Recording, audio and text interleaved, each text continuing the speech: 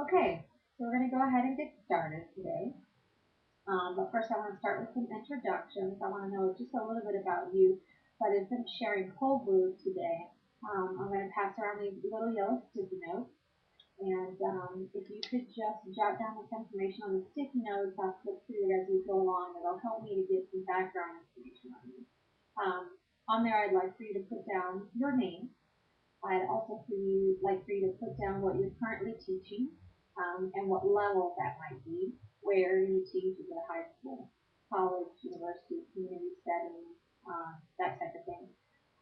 Also, I'd like for you to kind of put, and you can see up here how I have on my PowerPoint, your scale of experience with special needs from 0 or 1 all the way up to 10.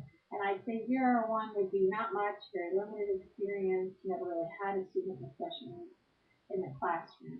And all the way up to 10, which you might consider too much experience or a significant amount of experience. Or maybe you feel it's never enough because you're like me and you're just a junkie for students with special needs. And then, in the middle, you've had several, you've done that, you've experienced this and that. So again, from 0 or 1 all the way up to 10, if you can just tell me what your experience is, that would really help me to get some background information and share some more specific examples with you. So, again, as we get that, I'll have some better insight to some of these questions and how to address them. But for now, I'm going to just go ahead and shoot. You may be thinking, who are students with special needs? Well, as you'll see, again, up here on my PowerPoint, I define students with special needs maybe a little bit more unique than some people might.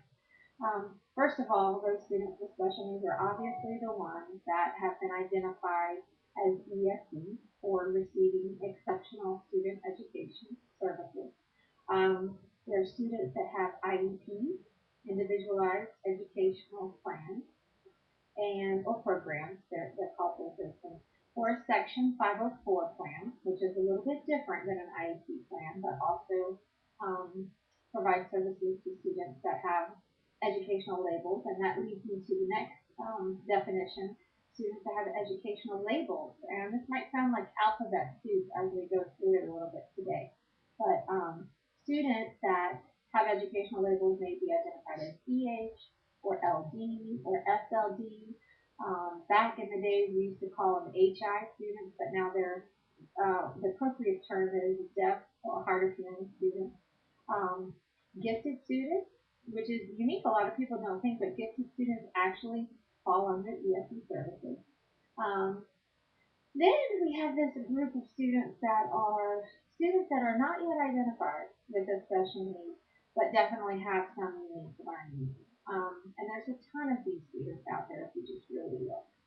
Um, Students that overall have some kind of cognitive, behavioral, physical, or sensory impairment. Any of those would be identified as a student with special needs. And really, as you'll see in my final definition, this is pretty much how I approach education. I think each and every student that I have ever interacted with has some kind of unique special needs. And I consider myself a person with special needs as well. So if we look at every person that we teach and encounter as unique and special, you'll find that any of these things that I'm going to discuss with you today that you can apply across the board to any age level, to any type of student, to any subject, and it really makes it applicable to everybody in here what I'm about to talk to you about. Okay, so first I have a question for you to think about, and I'm going to let you sit and think for just a second about this. I want you to think and ask yourself, do you think that students that have special needs ask to have special needs? Just think about that. I'll say it again. You can read it up here. Do you think that students with special needs ask to have special needs? Okay? Remember that question and ask yourself that in those moments when you're frustrated, when you're at your wit's end, when you have done so many extra things and you're exhausted, when you think you can't just do one more thing, just ask yourself that question. and I think it'll help kind of push you over the edge just a little bit. All right, I have several questions for you. So here's another question for you.